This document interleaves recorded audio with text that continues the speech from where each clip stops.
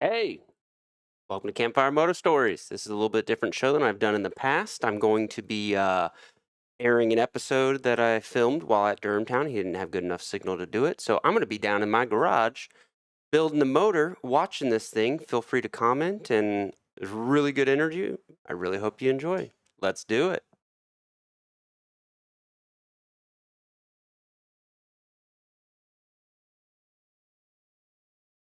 Warning: all stories could be completely made up, and we have no way to confirm that. Any and all names mentioned in the show are most likely fake.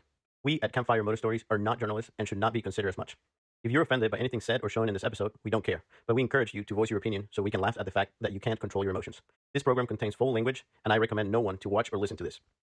The views and opinions expressed in the program are those of the speaker and do not necessarily reflect the views or positions of the sponsor, any advertisers, or the sponsor's affiliates, employees, or partners. Coming to you live from the Claremont Lounge in Atlanta, Georgia, it's Campfire Moto Stories. Hey everyone, welcome to Campfire Moto Stories. I'm Anthony Bennett. I'm thrilled to have you join us today for our live show. This YouTube show / podcast is all about sharing amazing motorcycle stories from everyday riders like you. Whether it's an epic ride, funny mishap, or an unforgettable adventure, we want to hear it all. Today, we have some fantastic guests in the studio who we'll introduce in just a moment, where we'll dive into their riding stories. Plus, we have exciting segments lined up, including pre-recorded interviews, Billy's tech tips, spotlight a stolen bike, and stories sent in by you through the website and or phone line. At 8:30 sharp, we'll open the phone lines and give our live viewers a chance to call in and share their own motorcycle story. Lastly, you'll get to hear an awesome story from my 5-year-old son about riding. May or may not be completely made up. But hey, 5-year-old can tell a great story, so can you. Don't forget, you can earn entries into our YZ250 giveaway by participating in the show. Check out campfiremotostories.com for all the official rules, and by participating in any way, shape, or form, you indicate that you've read the official rules, our terms and conditions. Let's get it started. Another life around the wall, another request, another call. All I hear, I can't reply at all. Feel the strain, I fall behind. My precious time, all I ever get is never the strength.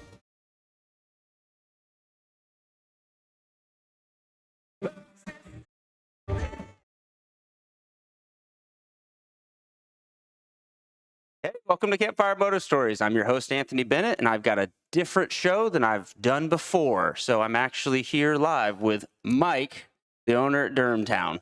So, well, former owner. You've retired since then. Somewhat, yes. Yeah. Are you ever really retired? No, I'm Yeah. still. My dad recently retired, and he's busier than he's ever been before in his life. So, I'm here 7 days a week yeah. and live it and breathe it. Yeah. Well, thanks for doing this for me. And I do want to thank our sponsors who make this possible. So MX201 Track Designs, Hard Knocks Racing, and Innovative Mechanical LLC. Thank you for guys for making this possible. And we're going to get right into some of the questions. So last time when we were here, I just talked with you, told you I'd do a show and some stuff, and we got to talking a little bit, and I pulled a few things from that. And I thought the coolest thing is how your family got the land that you told me about. Yeah. So yeah, how did that all happen? Well, started back during the Revolutionary War. Uh-huh. And my great grandfather fought with George Washington out of Virginia. Mm-hmm. And then after we got our freedom, they paid the soldiers with a 200-acre land grant. And the area that they had, one of the areas they had taken was this region of Georgia, basically from Oconee River back to the ocean. So my grandfather of that era came down in a wagon with a mule and one cow. And he came here in 1793 as they arrived here. Jeez, that's awesome. And homesteaded on their 200 acres and just started, basically in those days, people just existed. It wasn't really a business. You just exist. So they farmed and, just fiddled on around in life, and on up through the 1800s. My grandfather's brother received 200 acres for the taking the Indians to Oklahoma on the Trail of Tears. Oh, So okay. they awarded him 200 acres, and that was on the other side of Atlanta, over in Coweta County, Georgia, Uh-huh. Yeah. and more towards Alabama. Yep, That was the that's new more my side, and I've been on, like, driven on it and mountain bike that. That was the new region that they had taken over, more or less. And so he got 200 acres over there. Well, he didn't want to live over there away from his family, so he traded his 200 acres for a wagon and a mule. And came back over here, and the Durham family started homesteading. Mhm. And then they stayed here until they were here during the end of the Civil War. And this particular spot we're sitting on was owned by one of the founders of Mercer University. Oh, okay. And Mercer University was founded just 8 miles up the road in Penfield, Georgia. So after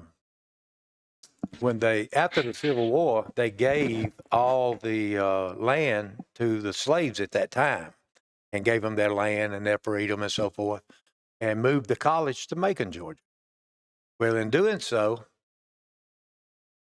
my grandfather, I'm moving on up into the Depression area. During the Depression area, my grandfather went to Detroit and worked for General Motors. And every week he would mail his check back down to his brother. Huh. And what was happening then is during the Depression, nobody could sustain their land and nobody could pay any taxes, especially the former tenants on the property. You know, they had they had no way to make money. So they ended up selling their land to my grandfather through his checks from Detroit. Oh. And he reestablished the whole plantation, whole 4,000 acres over his 15 years of lifespan. That's pretty wild. And what he did was 2 weeks before the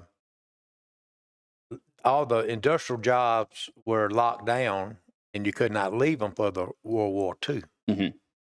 So 2 weeks prior to that, my grandfather quit, moved back down here, went and got him a sawmill, steam-powered sawmill, brought it back over, and started sawing lumber to support the war effort. And in doing that, he would take and pay the taxes on the land to get the land, which was average of $5 an acre is what he bought it for. And started sawing lumber from the timber, and all the tenants on the property more or less came back to work for him because it provided them with stability. Yeah. And he made sure everyone had a mule, every one of them had a cow, every one of them had garden space and all that. He made them, self-sustainable, but they all were guaranteed a job here on the plantation. Went on through the war, and then after the war, the demand for milk was extremely high due to the soldiers coming back and having a lot of babies. Yeah. So the demand for milk was strong, so he decided to build a dairy, and was still sawing the lumber, but he decided to add a dairy to it. Well, started dairy farming, and then the demand for cotton was extremely high. People had money after the war. The soldiers brought money back with them. Yeah. And so they were buying more clothing, which the demand for cotton went up. And so he started cotton farming as well. And then also during that time, the demand for beef went up. And the average person out in the region would never eat beef because they couldn't afford it. That was only more or less something in the cities. So after the war, the demand for beef went up. So now he had beef cattle, dairy cattle, sawmilling, and cotton farming all going on this same plantation, all on this one plantation at the same time.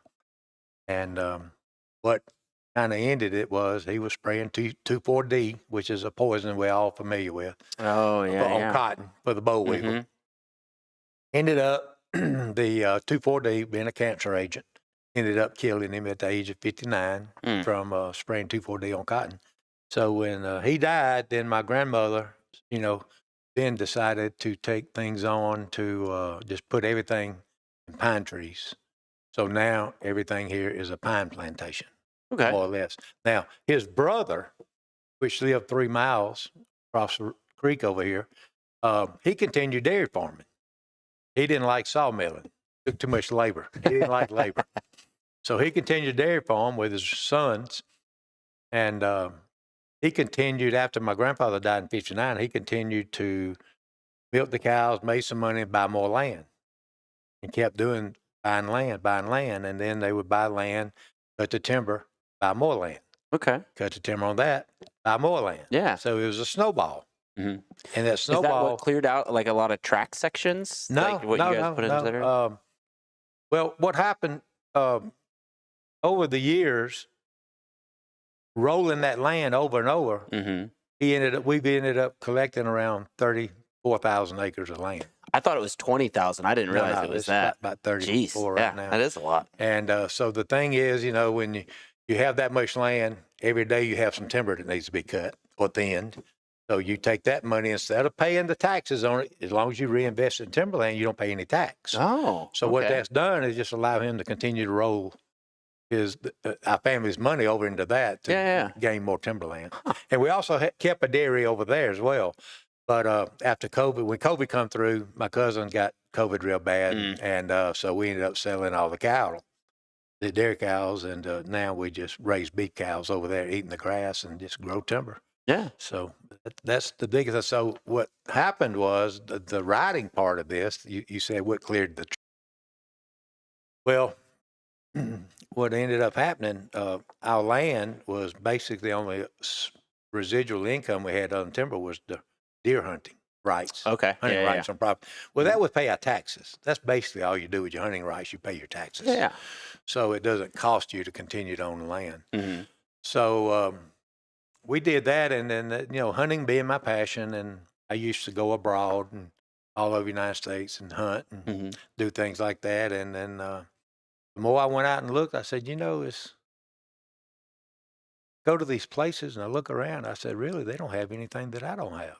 I actually had more and didn't realize it.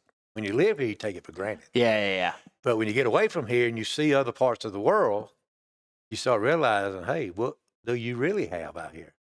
And so we started, my vision being my passion was hunting and fishing and so forth, just outdoors in general. I decided to start a hunting plantation for trophy deer and quail hunting. And so I did that for about 10 years and was building this building that we're in as a hunting lodge. Oh, okay. Typically. So what years was that then? That was in 2000. Okay, because if I remember, what was it this was established? 99? Or was it 2000? The riding was established in January 1 of 2002. Oh, okay. Because in 2000, I was running my hunting plantation from 92 to 02, but when I started building this for the plantation to expand it, 9/11 happened. And I had a landscape business at Lake Oconee. Yeah. Well, one thing about hunting, you never make money. It's just a passion. And you try to break even. Well, your desires to improve the land is greater than the cash that comes in to do it. Okay, that makes sense. I was taking the profits from my landscape business at Lake Oconee and bringing that over here and just trying to build my dream, which was a lodge. Yeah. Because I traveled and been in lodges. I said, well, why don't I have one? I can do the same thing they've done and have people come in here. So we were on the basic framing end of this building, and 9/11 happened. And I turned it around, and we sat right in there, watched it on TV on a picnic table on a dirt floor, and watched all that go down. And I had a good friend of mine help me run the hunting, and I turned to him and I said, well, there's one thing for sure. With the word recession came out within 10 minutes of that. Of the 02. They wouldn't admit we had a recession. They were trying not to make us believe we had one. But as soon as the towers went down, they started preaching recession. Yeah. So I told my hunting manager, I said, my landscape business just dried up. Yeah. Second home community, Lake Oconee. I said, it's it. It's over right there. Yep. I said, we better figure out what we're going to do here because the cash flow's going to stop coming in here. Or at least temporarily. Yeah. Because slow down a lot. Well, here's what I told him. I said, well, this is in September. I said, I can promise you my part of landscaping was the pine straw and the mulch and some plants. And I didn't cut grass, but I did refurbishing. I said, one thing for sure, they're not going to let their yards grow up in weeds. and those houses come Masters time, they automatically will make their house shine again. Yeah. So I said, we just need to get by till March. Well, sure enough, we brought my crew out here and started hand cutting trails on the property, and with machetes. We didn't know any different. Yeah. We just go through the woods, just chopping, and So you really didn't like come from where you grew up riding and dirt bikes and all this stuff. It was really Well- more just like the hunting, and then it was like, all right, well, what are we gonna do next? well, as a child, we had horses as kids growing Uh-huh. up on the farm. We'd go up and get cattle and all that. But we did have a little Yamaha Mini Enduro 60 as a kid. What coming year up. was that? Like the bike. What year was the bike? 71 or 2 maybe, Okay. I think, somewhere along in there. We were about 8 years old maybe. I was young enough that my brother and I could ride it double. Yeah. So that's pretty small on a 60. So we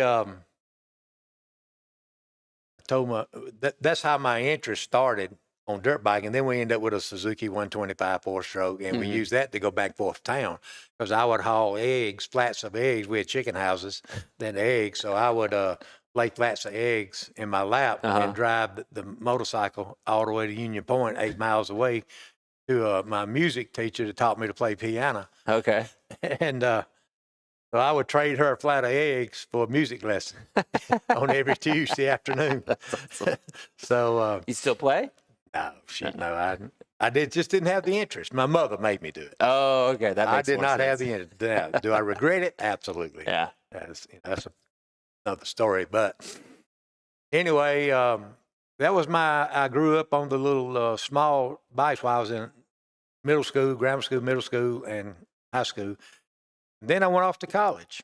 When I went off to college, went to ABAC down at Abraham Baldwin Agricultural College down in Tifton, Georgia, Mhm. majored in forestry and wildlife. Oh yeah. I remember every time because I go to Florida often. I'm from there. Go down the ride a lot, and I would Yep. always see that on the signs. right And I by. was like, I remember just one time my buddy was with me. I was like, what the hell is the ABAC, ABAC on this sign? Agriculture Baldwin And he told me Agricultural that. College. He goes, dude, it's huge. Like it's and I was like, well, that makes sense where it's at in Georgia. It was one of the top forestry schools in the Uh-huh. Southeast. And the only reason I went there, the only reason I went to college, period, my dad worked us every summer and every day after school between chicken houses, hogs, cattle, getting up hay. Mhm. I mean, me and my two brothers, basically were the free farm labor. Yeah. So my dad said, well, son, you got a choice. You can stay here and work on this farm, or you can go to college Mhm. and get away from it. And I had taken enough abuse from working on this farm to the point that I hated animals. And I had broken my arm on the horses.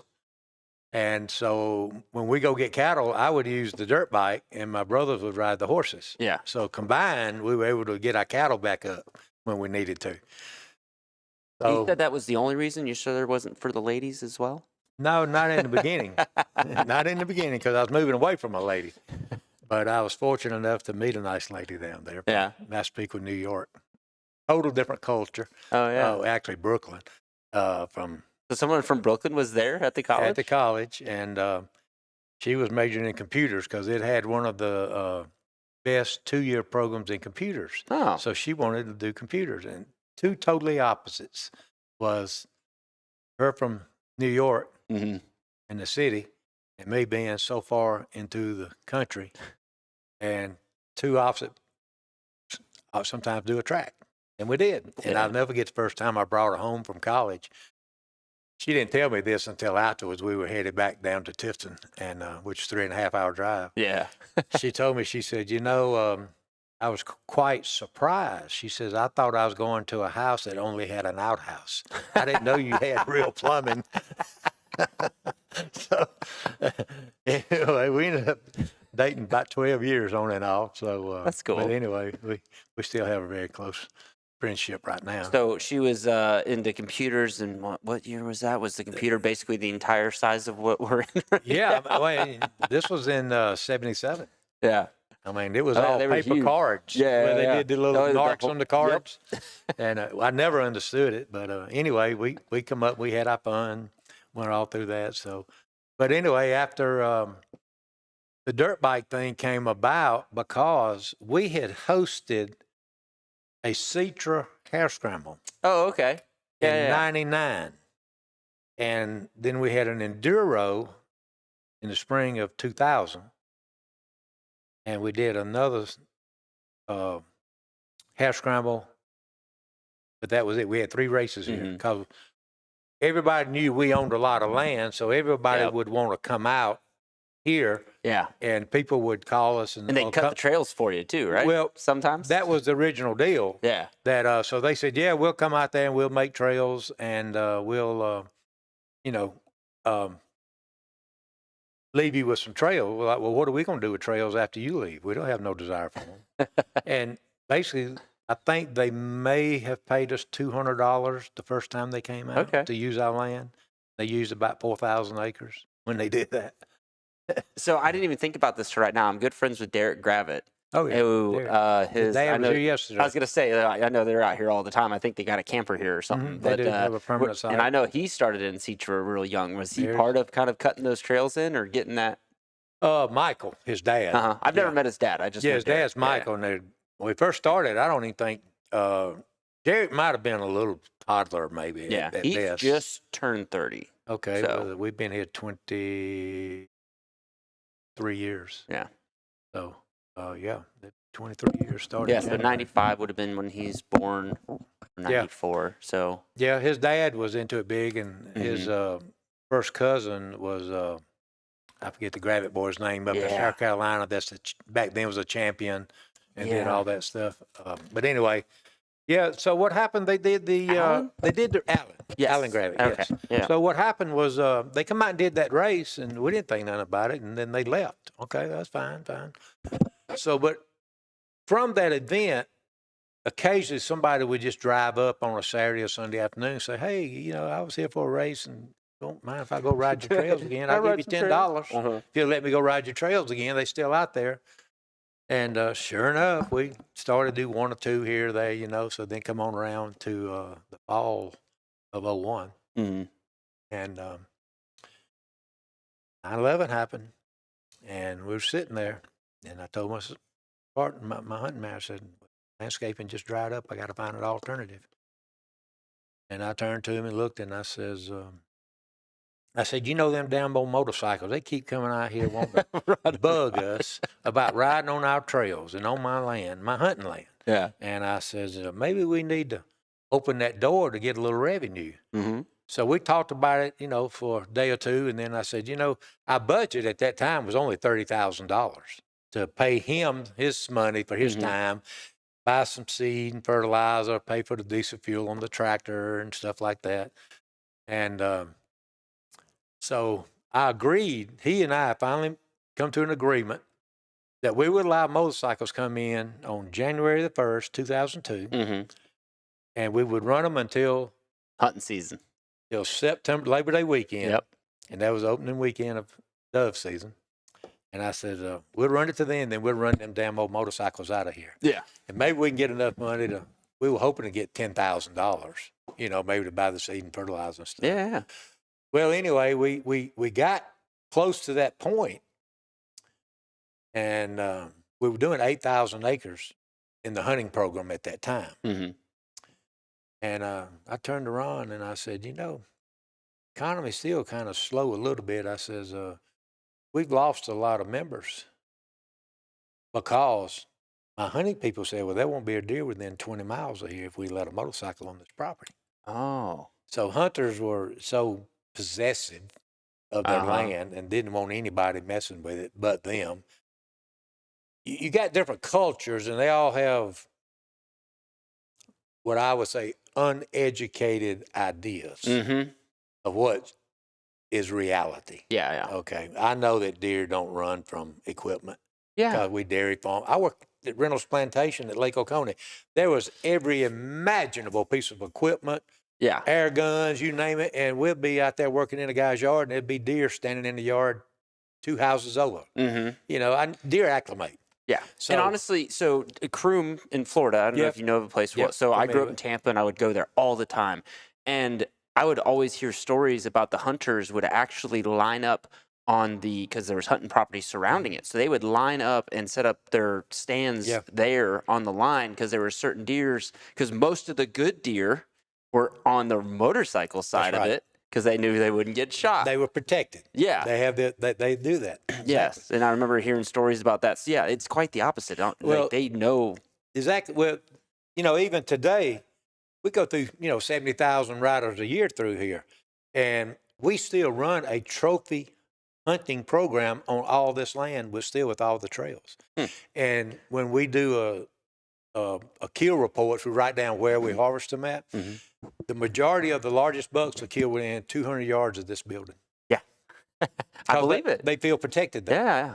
Because, at nighttime, they'll be walking through the campground with people out by the campfires. That would probably getting fed too. Well, yeah, we have permanent campers here, and a lot of them do put corn out and Yeah. do stuff like that. So, Oh yeah.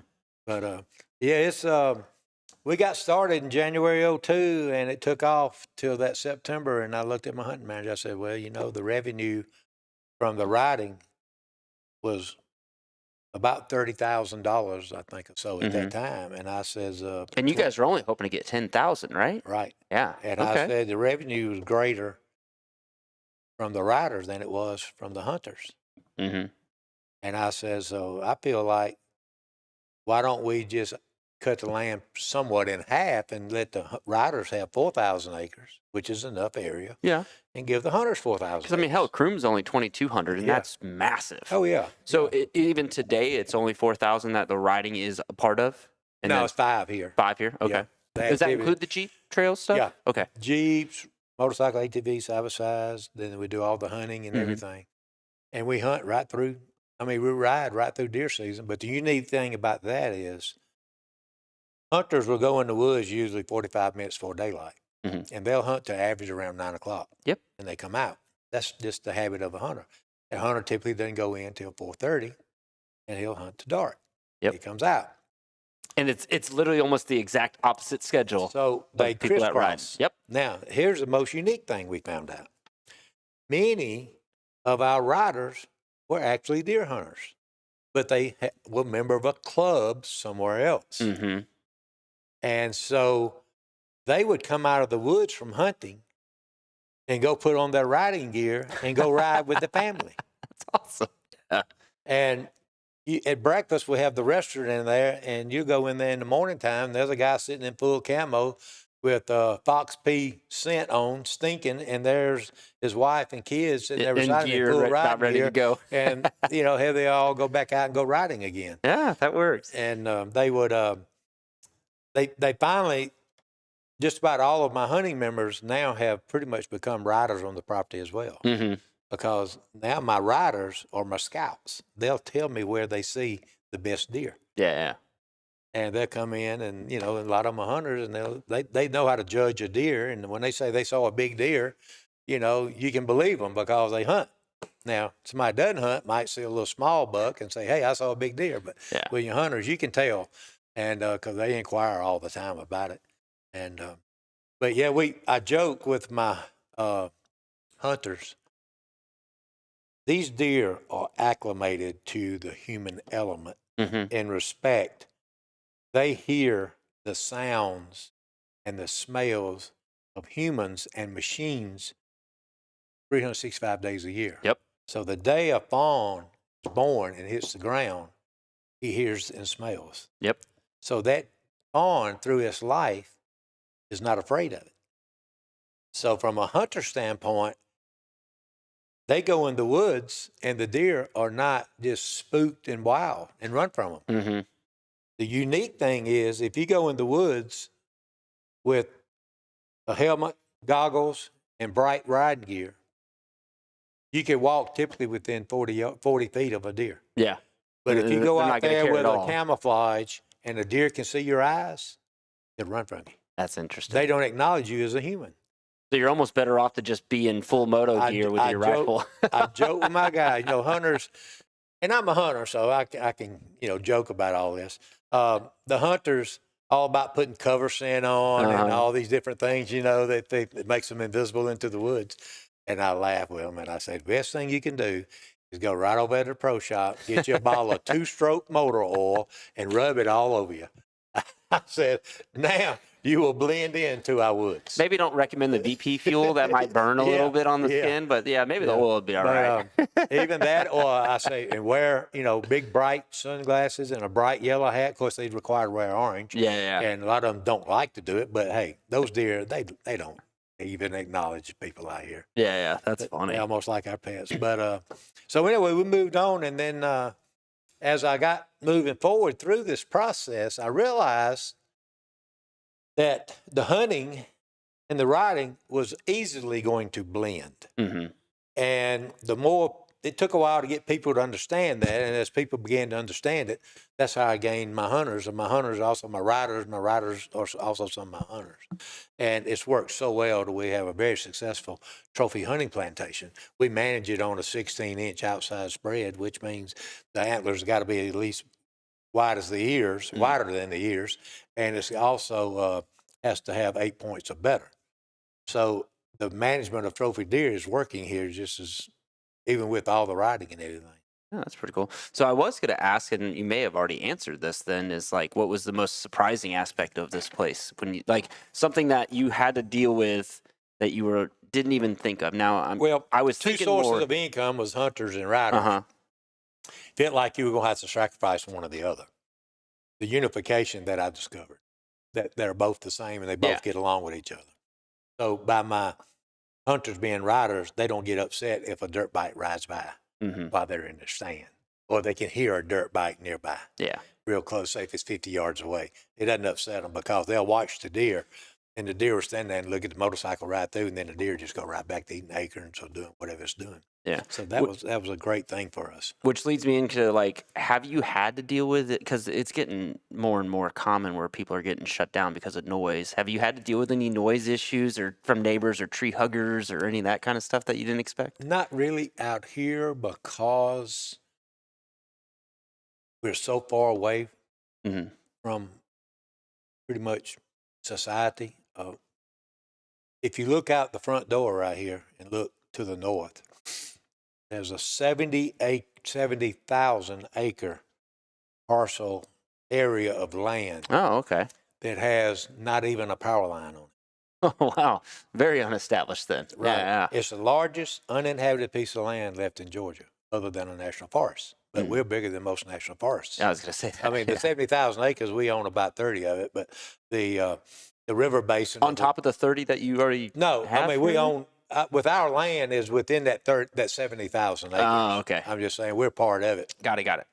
We're actually on the south edge of it, which is more the developed side of it. But when you look out that door to 70,000 acres, so you don't have a lot of neighbors to complain. And so we've been very fortunate. And another thing is the planted pine, the timber business we're in, is a very dense forest. So it absorbs the sounds as well. So you do, now you can hear on a good cold day in the wintertime like right now, you can actually hear some of this about 5 miles away. Yeah. And I mean, really, you've been established so long with this that I felt like you wouldn't have ran into those issues. But just like I know the owner of Dade City, Randy Yoho, and actually I'm going to go ahead and plug, I'm going to do a live show with him when I'm down there for Day in the Dirt in 2 weeks. So that's going to be really fun because I've got a lot of history with that guy kicking me out and shit like that when I was a snot-nosed teenage kid down there. But like, I just remember hearing stories from him about just the day before a lawsuit or like a court hearing that he had to attend to from somebody that would just hit him with one. So glad to hear you don't have to deal with that. And I know we're far enough away, but it always, like, people grow or like communities grow, and it takes. You may not know this, but I went to Tellico, right there at Murphy, North Carolina. Area called Tellico, which was famous for off-road riding. It's like Tellico Plains or something like that. Yeah, right there. Okay. Well, I had 3,000 acres right there, the northern part of Tellico ride area. Okay. I went up there and established another Durhamtown. Oh. And it was 3,000 acres. It was the largest parcel of land. I think I remember. What years was this? This was probably around 2016. Okay. Yeah. Before my I do remember hearing kidney about transplant. that. And so I went up there, and it was the largest private landowner in North Carolina. And I started building a place there, off-road and everything. And Teleco had gotten shut down some years before. Trout Unlimited was a key factor of claiming that they were damaging the trout streams and so forth. okay. The sensitive areas from the trout. And I'm a trout fisherman, and I respect it.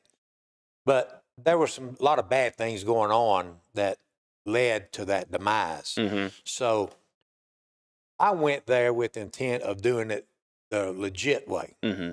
the non-damaging way, the best I could. Well, once we got back up there, first thing shows up. They come from Asheville, North Carolina. Oh, jeez. And you can only imagine what come out of there. Yeah. Okay, so I spent 3 years up there battling those guys. And I built cabins up there. I built pavilions. I did tons of land rehabilitation and so forth. Put in, I don't know how many miles of trails all over that land in there. And sad to say, after 3 years, I lost that battle with them. And I lost quite a bit of money. I left $250,000 worth of improvements sitting on. Jeez. And now it's gone back to hunting. But then what was happening before, off-roaders were poaching into the property Mm. and being Okay. disrespectful. So I went there to make it respectful. Yeah. And have it managed. A dog won't come. But, You want to let him in? no, I he said we might- could do a quick no, he'll timeout get- break. He'll and- get jealous. I almost brought my pup. She's in the Yeah. RV, and she was He'll just start looking. barking at She me. was just looking at me in the eyes like, "Don't leave me in this RV." Yeah. So anyway, I battled those guys. I spent a ton of money up there, and eventually they ran me out. Yeah. I mean, I had kidney failure, and I was doing a kidney transplant and all that, and the stress of dealing with that ended up contributing to my kidney failure, high blood pressure, and so Yeah. forth. So I gave it all up and left it, and now it's gone back to the intrusion of illegal riders, Oh, yeah. destroying the property, Yeah, which- no respect, no anything. Yeah. So the people that stopped somebody from doing it the right way, Yes, all it did exactly. is make it worse for their Exactly. situation. So Exactly it what is happened. funny how that works like that, like with just the ignorance of, not knowing what the facts are with Yeah, it. And yeah, kind of what that's you it. thought with the hunting. Did not know like the facts. Yeah. Exactly what it was. Yeah. So, switching gears a little bit, what is your favorite thing that you found when Of starting this Durhamtown? place up? Yeah, like what's the thing that you like the most about it? Or give me a list of them. Well, I you can know? tell you the part I enjoy the most is meeting people. Mm-hmm. I'm a pretty people person. And one of my number one questions I ask everybody when they come in, I meet them, I say, well, where'd you come from? Mhm. Give me some background on you. And I have met people from every corner of the world. We have a map out front. Oh, okay. It's got the pins. Pins, You pin in. yeah. I have a United States map, and I also have a world map. Mm-hmm. And it's just blown my mind how far people come to ride Durhamtown. Yeah. It's funny, like the first time I ever heard about this place was in 2005 when I was living in Florida, and the service manager at the time, Ed, I don't remember his last name, he brought his family up, and Ed was a well-known motocross guy. He ran the Florida Vintage Motocross for a number of years, but his family wasn't into riding that much. Yeah. But he wanted to do something with him, and his son was actually autistic, but he could ride like a Honda 90 four-wheeler around. And when he came back, he was just like, it's like the ultimate like sportsman's, just a great environment for the family. He's like, the trails are groomed really well. They're easy enough for somebody who doesn't ride to do that. And I remember the first time I even came here when I moved up in 2007, I came with my buddy Chris Hall and we rode MX2. And I was kind of like, I mean, it's cool, but I'm a diehard motocross guy. And then I was like, it's fun, but I'm going to go to a motocross track more. So then when you guys built the bomber track, it definitely brought me out. But now that I've got wife and kid, my kid loves coming out here to ride. And it definitely is, I think that's what brings it in, because if you bring somebody to a track that's full of ruts and very difficult, Yes. they're going to be like, I'm out. I'm not, Oh, yeah. I can't Not do coming back. this. Yeah. But it's really designed and built real real well for family friendly stuff. Well, people, I meet a lot of owners of other ride parks. Mhm. Of course, I meet tens of thousands of people that ride other facilities. And I listen to their comments. I Mhm. absorb it. And the number one compliment for us is we maintain our trails. Yeah. And our tracks. We have 17. Or shut them down when it's muddy as hell, Yeah, like it is out here, like instead today, of letting yeah. people destroy it. We Yeah. have 17 different style tracks on this property. Mhm. From the kid on the Stasic bike, Mhm. all the way up to the pro motocross track. Or the kids' BMX little area. BMX Dude, right at in the night, that backyard. place is going Yeah. off. And so this is what my mother. You asked for what some of the things that was important to me and all was my mother before she died. She said, cater to the women, Mm-hmm. to the moms, Yep. and you will be successful. And at first, being young and Bubba Redneck and go out and get my beer and go ride my four-wheeler and stuff like that. Well, we all grew up doing that. Mhm. Back then we didn't have nothing to worry about. We chased cows on them and never had a helmet. And so what I ended up realizing was Dad would come out here and ride with a bunch of guys. He goes in the pro shop and he sees a $300 helmet he'd like to buy. Mm-hmm. Well, he picks it up and he feels it and he tries it on. He's done fell in love with it, but I got to go talk to the wife. I better not do this because, first of all, if I spend $300 on this helmet, it's going to cost me another $300 on her because she's got to match it. They always say, well, what do I get? Yeah. So anyway, so he backs off. So then he comes back. Maybe he brings Junior with him. So Junior comes in. He goes to the pro shop and he goes crazy. Daddy, I want this. Yeah. I want that. I want this. And Dad's got it covered. He says, son, I'd love to, but we got to talk to Mom first. Mhm. We got to okay this with Mother. So that's his excuse for not buying it. But my mother said, if you ever get Mom on the property, it would be very successful. What Yeah. she meant about that was, so Mom drives up. If you've never been here and you come pulling into this place and you see stuff going in different directions, but it's organized. I mean, it's all one way and stuff. Oh, yeah. But you see a lot of people in the parking area and you walk into the lodge, it's busy. So Mom is nervous about Junior. So she gets her does the waivers and pays the fee, and they walk out. They walk by the front of the pro shop deck. What first thing she's going to say? Let's go in here. Yeah. Because get we some got to safety get gear. some protective Yeah. gear for Junior. Which is funny you say Okay. that because I've actually bought a few jerseys and just protective stuff from Yeah. here with my Okay. wife. Where I wouldn't have done that. Right. And I never With your thought wife, about that right. aspect. Now, That here's she the was other the part one that of went it. in and did So that. then the wife looks at the dad and says, you're going to buy that gear because you bring the money home. Uh-huh. And you don't need to be having a broke arm, broke leg, or a concussion. So you go in there and buy your stuff. Yeah. Okay. Now, Mom looks around. She sees other ladies walking around with ride gear on or jerseys, whatever. Yeah. Well, automatically, Mom says, I can look better than her. So she's going to go right back in there and buy her something so she can sport around out here and look like Yeah. she's part of the crew. And it's so funny because You got 3 sales instead of 1 sale. so like us guys are kind of dumb when it comes to that stuff Mm-hmm. where we don't even really think about that. The fact that women will spend thousands of dollars on a purse. You know what I mean? So a few $100s on some gear for the most part is Right. not that big a deal for them. And yeah, we just, It's a fashion competition. yeah. Anytime a woman goes in public, it's a fashion competition. I've got to look better than her. Yeah, that's why I'm ready in 10 minutes. No, 8 minutes I can be awake, teeth brushed, dressed, and out the door. My wife is at least 45 minutes That's every right. day. Yeah. That's the way it is. But the good thing, another thing is, at the business side of it, is a pro shop. That's Yeah. one of the successful areas. Is that's the largest volume brick and mortar shop in America. We do more volume than any brick and mortar of off-road gear and supply Really? in America. Huh. Yeah. And so there are some online companies that are larger, and we don't do online at this point. We're kind of merging that way a little bit. But the that pro shop, if you can get the kids involved, you're selling them a new set of gear, Yeah. boots, helmets, the whole 9 yards every year and a half. Yeah. Okay.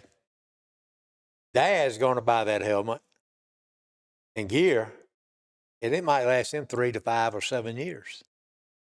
It's Yeah. a one-time purchase. Yeah. Okay.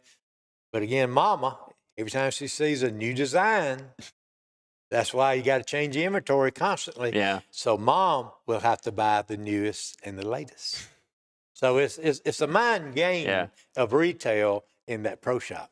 And that pro shop has been very, very successful for us. I mean, we learn that people buy at the point of use more than they buy ahead. And in today's world, you order it online. Where Mhm. you get it, you don't know if it's going to fit. You don't know if the colors are right or whatever. So if here you walk in, you try it on, you put it on, tear the tag off, pay for it, walk out the door with the product on and Yeah. being used within 5 minutes. So, And how many times have you probably sold something that somebody just forgot it at home? oh gosh, that's our best customer. We had one guy. This is no lie. He had bought 11 helmets from us. Because he 11 forgot them? Because he never remembered to bring his helmet. And I don't understand the concept. So not okay. I thought you were saying at one time. Oh, you mean over time? I mean, we're talking about in over about 2 years. He had bought 11 helmets. Now, they were like the $89 helmets back in the day, Yeah. which is equivalent to a $150 helmet today. Yeah. But still. And I'll tell you another thing I do. I like being over at the pro shop because I like messing with people. Is I'll see a guy come in, and on Sundays, you tend to see the guys that went clubbing the night before. They show up at 12 o'clock on Sunday. And you can tell. So about you this learn time. to figure this out. And they got a girl with them. So they bring the girl into the pro shop, and they'll go around and get they're bad about forgetting stuff too. And so they come up to the counter, and I look at that guy, and I look over at his girl with him. Dang, that's not the same girl you had last week. And I said, oh, he's only buying you the jersey. I said, that girl last week, she had to have $500 worth of stuff. I like to consider myself a prankster and an asshole, but that is next level. Oh, sir. man. Holy it crap. sells That's so much great. stuff. I love to pick at these guys with that. And, That's awesome. yeah. So you said that about 70,000 people a year. Do you actually have a total count of from the start to now, or there's no way you can? No, track I that? don't keep all those records since we Yeah. got computerized. You can dig back, but we were averaging. I mean, we were looking at our numbers. Now during COVID, it went way up, but then after we're back down to pre-COVID numbers now. We usually around 60 to 70,000 people a year coming through that door. Yeah. Because everybody comes in, that's by our armband. Yeah. So we can count our number of armbands for the entire year and tell exactly what our numbers are. Yeah. But one of the things we do too that makes us, that's good for us, is we have a large rental program Oh, yeah. of Yeah. ATVs, dirt bikes, and side-by-sides. So let's say you want to come down and come ride, and you got a friend lives in California or New Yeah. York or who knows where, and they want to come into town, you can bring them out, rent a dirt bike or side-by-side or ATV and take them. And the biggest thing it's done for us, from the dirt biker standpoint, we get more dirt bikers to come here because they can bring the wife and kid, and she can ride in a side-by-side. Yep. Anybody can drive an automobile can drive a side-by-side. Yeah. And every woman sitting in the passenger seat of an automobile is going to tell the man she can drive better and how to drive. So naturally, you want to just put her in the seat of the side-by-side. Yeah. Because she knows everything already. I love it because we throw the car seat in the passenger seat Yeah, for my 5-year-old to go in, yeah. and they'll just go, and I get to go ride the motocross That's track. right. So. That's right. And our trails being one way, groomed, they're safe. Oh, yeah. We have trail monitors out on the track protecting everybody, enforcing the rules and all. And we have a deputy sheriff on the weekends to try to keep the drinking. One thing we do not tolerate, drinking and riding at all. Yep. If you come in with a beer in your hand, boom, you cut your armband or you don't even sell them. Hey, no armbands on today. Cause if you come in at 3 o'clock, want to buy a beer, we cut the armband so they can't get back on the trail system. That's something we're very, very strong against. Yeah. And so safety, we present ourselves, we think of ourselves as one of the safest parks in America. we have about 25 two-way radios scattered throughout the trail systems that you can go to a call Oh, box, yeah, emergency call call box. Yeah, box. You can call into the lodge from anywhere on the property with any problem, or if you're lost, Yep. or you have an issue, or an accident, or run out of gas, or whatever. You know, we have people to go out and deal with that on a day, Yeah. every day, multiple times a day. No, there's a place I went to a few years back, and just over the Alabama line, that's for side by sides, and literally, it's just a free for all. And literally, guys are going by at 3 a.m. drinking beer. Yeah. There's no direction on the trail, and I'm just like, oh, we're not coming back here. Like, this is crazy. And I'm somewhat of a dumb risk taker, Yeah. but for that, it's. Oh, yeah. Well, I like you to might take do risks. it, but your family's not going to do it. Well, You're not going to take your no, family they to an talked environment. about wanting to does go it? back, and I'm like, Well- no, there's too many factors that are out of control. I like to do calculated dumb things. Yeah, yeah. Not Well, that's something I different. can't You're tell right. somebody coming around the corner They're exactly. doing 70, and these things aren't that safe, like No, an I automobile. mean, You know, I'm a victim of my own product. In 17, I think it was 2017, 18. I was out on a side by side, brand new, didn't have 1 mile on it. And I went over to the side by side track, and I went out and started doing the course, and I've done it 100 times in a side by side. It's a straight rhythm, go straight out and straight back, just like Pastrana and all them did. oh yeah. You know, so we built one, and Which I gotta say, my buddy and I, he had just quit his job. I called out of work sick, and we came here that day because I don't know, mid-30s or early 30s, and we were like, we don't get too many of these opportunities to do this kind of thing. We had the most fun on the straight rhythm course. It was so much fun. Oh, yeah. Yeah. it's the best place to learn to do jumps. Yeah. Because you don't have to deal with curves, and it's a constant speed. When it says rhythm, reason it's a rhythm because once you get an established speed, Mark Barnett built it for me, and it's designed to carry the same speed all the way through it. So you learn more and more. But anyway, I was on a side-by-side Articat, and on the way back, I came to the next to the last jump and hit it, and really don't know what happened, but it kicked through over, landed on the roof. The roof collapsed and drove our heads into the ground Jeez. head first. Yeah. And exploded my number 2 in 8 pieces and damaged him pretty badly.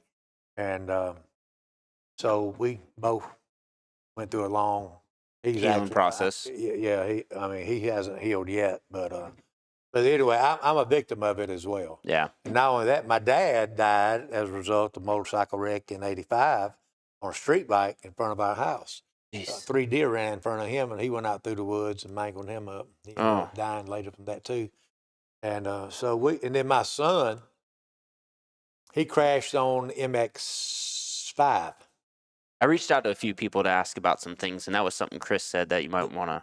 My son, he's had a accident. Him and one of my trail guys riding late one Sunday afternoon to determine what work they needed to do on which track and so forth, and he ended up endoing or ran out of gas midair. We're not sure what happened, but anyway, he crashed and sustained a massive brain injury.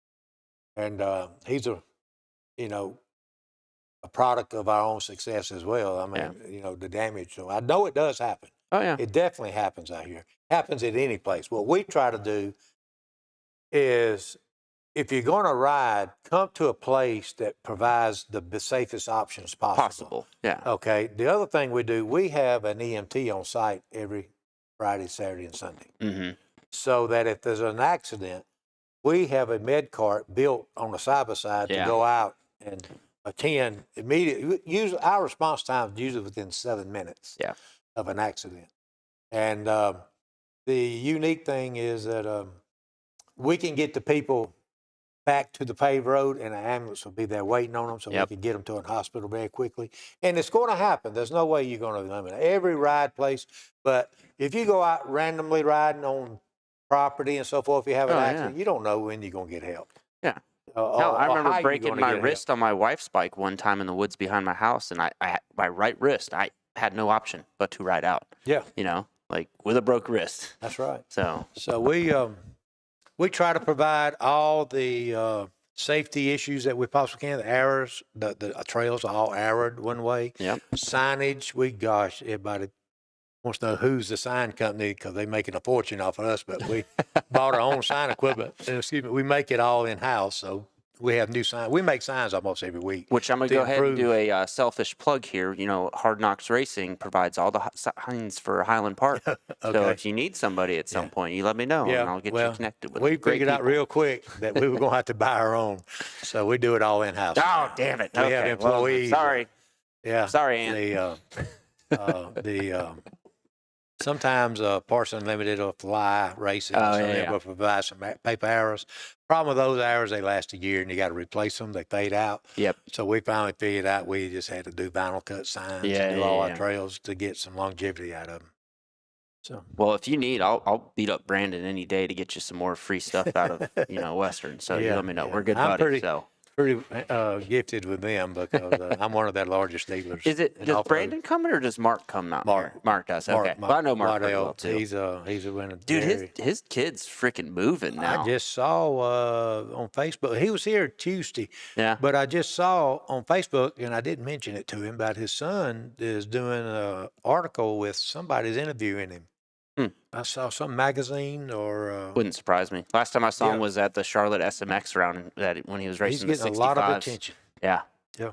His dad's freaking fast too. I've See, raced I've him never with seen Woods and Mike stuff. Mark ride. Yeah, He he never can move. talks about it. He's never said nothing Oh, about yeah. it. So, yeah, I'm sure I knew he came from racing, hmm but didn't know how good he still was, or if he still does it. I don't think he does it anymore. Most of his focus is on his son. Yeah. Last time I ran into him was at a Sorks race where he was racing A and something, but Mm-hmm. I forget which class it was. But One of the things we offer here too is we have about 80 cabins, so Mhm. people from all over the world come in and out. We have cabins on site, and we have about 200 RV sites Mhm. here as well. And we just built a new RV park, right? Just joins us right here on right by the A trails, and is that part of this or is it Oh, yeah. separate? No, it's Okay. all part of the land here. We just Mhm. took 350 acres.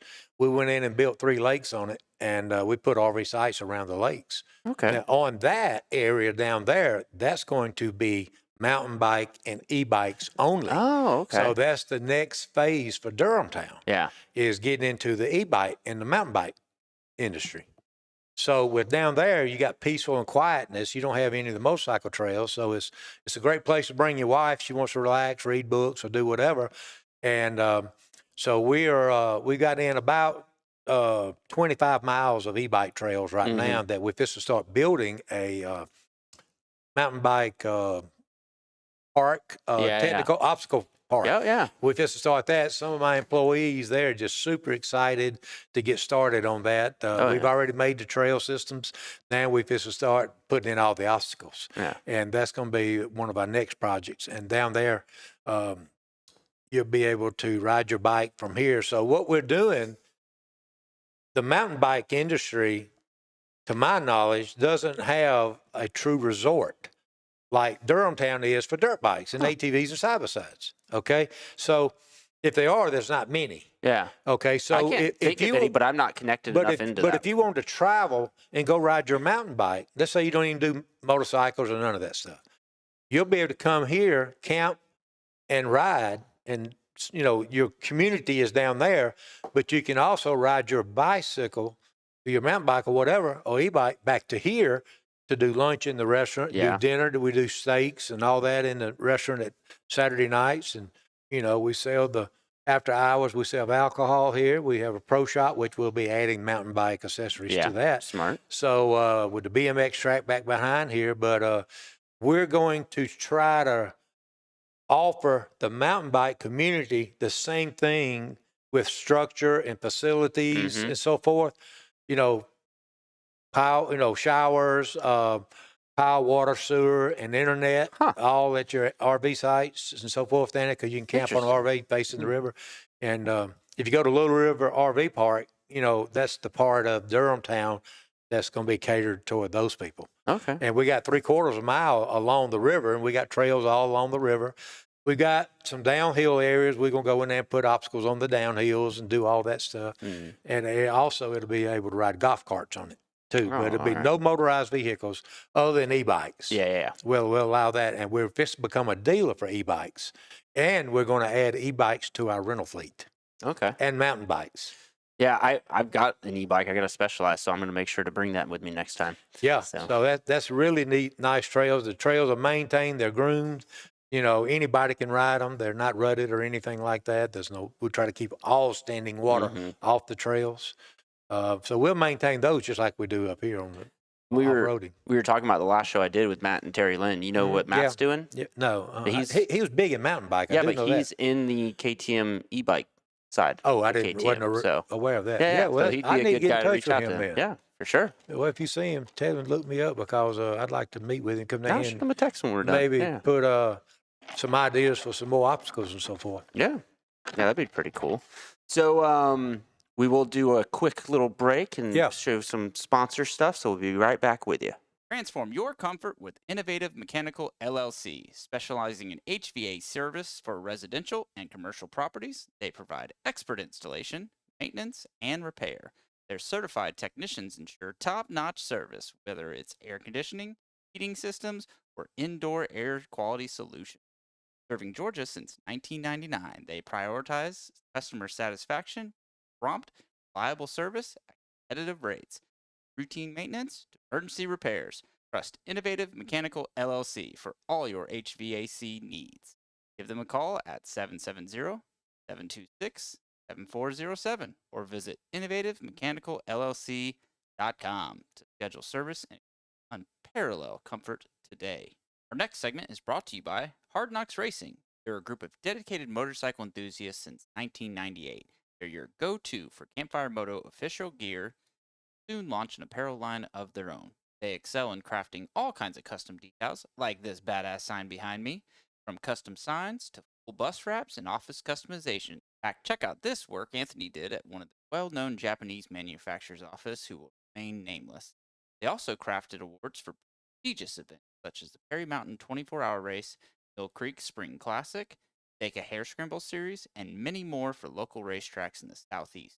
Check out hardknocksracing.com or give Anthony D'Amico a call at 404-717-480. And we're back. So any famous people come through here that kind of shocked you? Well, yeah, it did in the beginning. It doesn't shock me anymore. Yeah. I guess the one that shocked me the most back in maybe 2008 or somewhere was Justin Bieber. Oh, yeah. And it was funny because with the pro shop, you deal with Fox and Thor and all these Answer and all these different brands. And most of them are based out of California for the riding gear and all that. So I have a lot of friends I've met in California at the trade shows and become very close friends with them. So anyway, so one day the guy shows up, and I'd never heard of Justin Bieber. Didn't have a clue. So Would he have and been this- big in 08 too? I don't know. I don't remember if it was exactly 08, but somewhere in his, let me put it this way. I think it was I maybe guess the he year would he have left been. Canada or he was just coming down. He Uh-huh. had gotten popular because, I know this, he came down and some of my employees that had kids knew who he was. Yeah. And they said, oh, he's the next biggest thing and all this stuff. So he comes down here and he comes in and I think we had rentals in. So he rents and goes riding. Well, we call up one of the riding gear companies in California and say, hey, Justin Bieber's out here. Of course, they all knew who he was. Yeah. And would it be okay if we give him a set of your riding gear and let him wear your brand of gear? And, oh, yeah, man, absolutely. We'll give you the reimbursement on it and another set of gear. So he left the pro shop. Well, within a few minutes, the girl in the pro shop knew who he was. Mm-hmm. Well, she called one of her friends at school. There was a teacher, I think it was, and told her. Well, within a short while, all these people started coming, No, jeez. showing up. Where's Justin Bieber? Where's Justin Bieber? We didn't know, what's going on here? So then he comes back, and kids were asking for an autograph. He wouldn't give it to them. He said, this is my day off. Yeah. I'm not giving autographs. Well, celebrity never has a day off. Yeah. technically. Well, anyway, that girl goes back on. This has just been when computers and they had these chat rooms or Yeah. forums, Instant messenger. stuff like that. Yeah. Yeah. She goes on and posts that Justin Bieber was here and would not give my daughter an autograph. Said this was his day off. One of those Gab magazines, or whatever you call them, Oh, Inquirer or something yeah. like that, picked it up off the internet. Somehow or another, they found it. Well, next thing I know, she's blasting it all over the radio.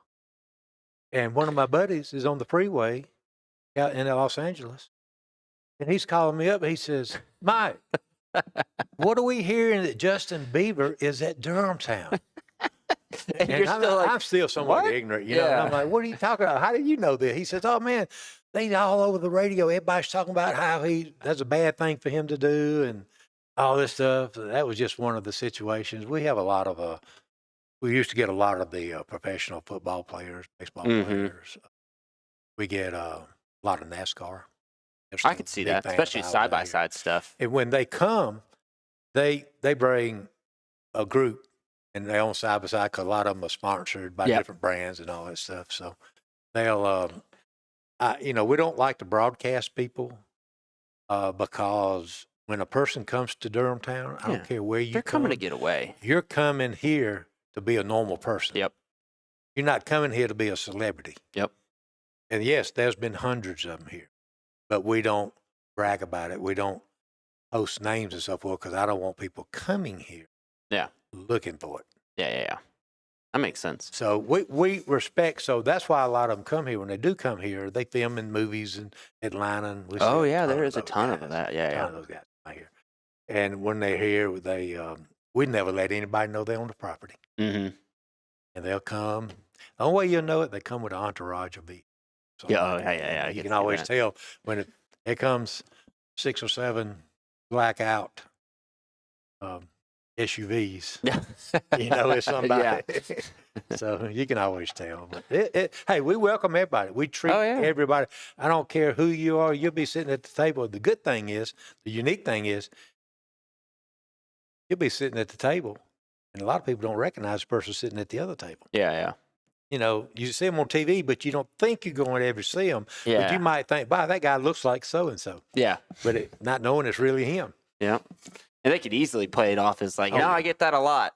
Yeah, exactly. And a lot of them, they'll go by a different name. Oh, yeah. We see that a lot. That makes sense. And I respect that because they don't want to be. Well, a lot of them, their real name is different than what they're known We've as, seen and they that. need to sign in as what their real name is too. So And we'll throw one out. One guy, Ludacris. Oh, yeah. This was the place that he came to have time with his daughter. I could see that. Yeah, being in Atlanta, it makes sense. People don't know who Ludacris' real name is. I've heard it. If you say it, I'll remember it. Yeah. But anyway, so there again, he comes out here. Well, hadn't seen him recently, but he'd come out here with his daughter, and this is his getaway place. He'd come out here on Valentine's Day or Mother's Day, Father's Day, those type of holidays. He'd ask her, what do you want to do? And she'd say, go to Durhamtown. He'll come out. And he's just a normal person I was going to say, around. he seems like he'd be pretty cool. Pretty dude. laid back. Yeah. But there's always somebody that resembles a movie star, so you can blow it off. Yeah. Talking with somebody that I know that is in that world, they even say like the real stars are some of the coolest down to earth people. Yeah. It's always the ones that are like B actors that are kind of the assholes that think they're the shit. And they try to be somebody they aren't. Yeah. Another one, a good friend I made friends with was Tony Stewart. He's actually he poured 5 cement pads down here to park his campers on, his motorhomes on when they come in and so forth. But since he's gotten married and got a child, we haven't seen him in a few years. He's changed his direction in life.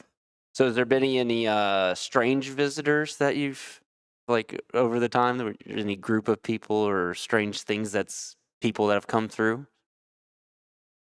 I don't know about people. We've had 3 reports of a Yeti being out.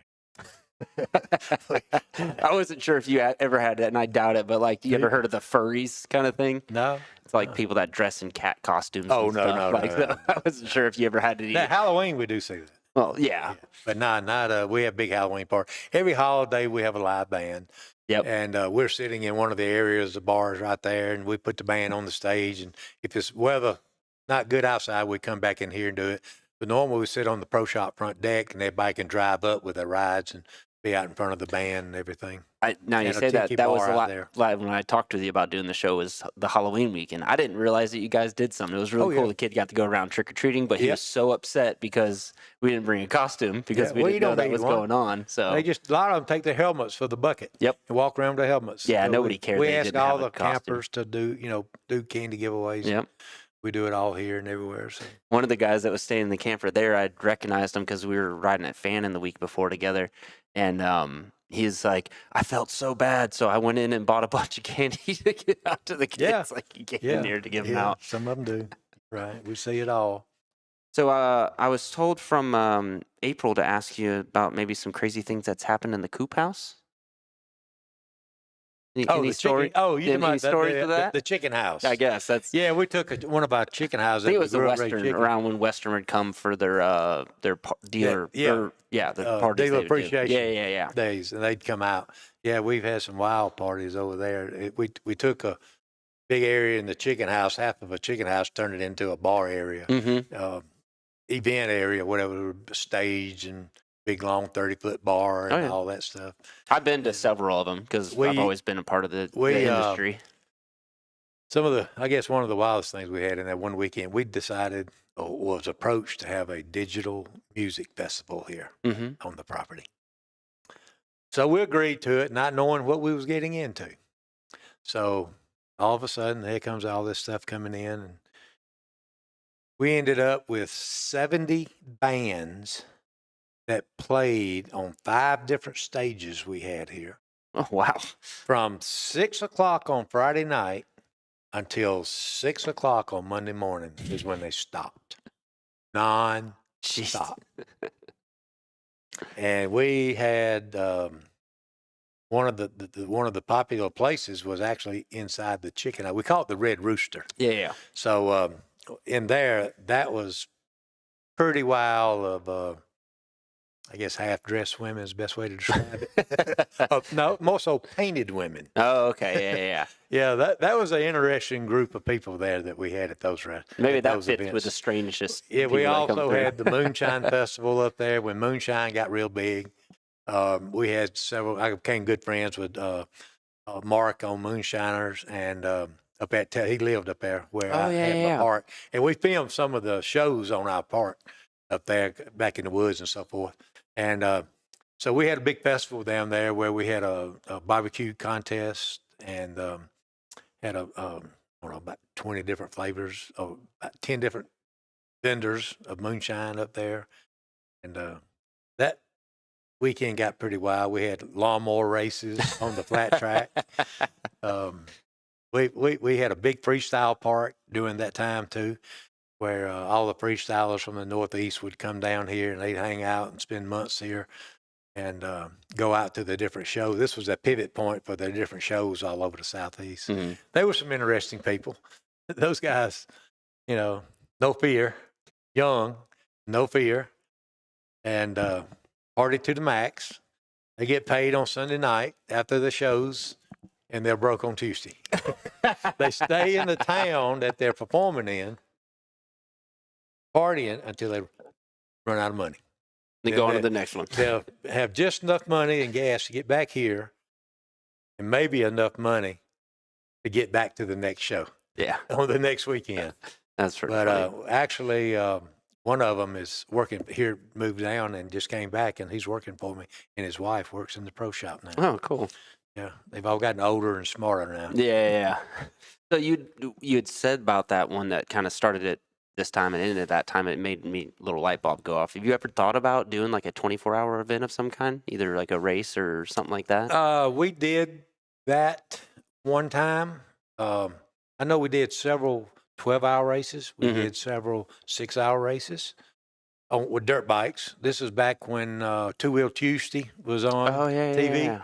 They would come out and do live shows on our events and stuff. And we used to have our own half scramble series. And we'd done basically any activity you can do on off-road, we've done them here. Yeah. We still currently have a kids, when I say kids, we're talking about 14 years and younger, MX series on our Pee Wee track. Yeah.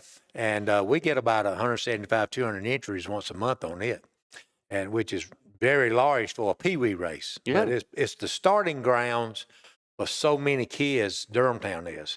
And then I remember one year at the Loretta's, we had 11 of our kids that qualified for Loretta's. It started here. And now we still do the side-by-side. We do two types of racing for side-by-sides. We do the short course racing, which is on our GP track. Yep. And that's very competitive. And then at night, we do a endurance race, which they run through 11 miles of trails through the woods at nighttime. And they have a timed race on that as well. Now, we run that event spring and fall, and now we're getting national attention on that as well. It's funny. I usually try to park where the chicken coop is. Like, I like that RV spot because it's close to the bomber, it's close to Pee Wee track. Right.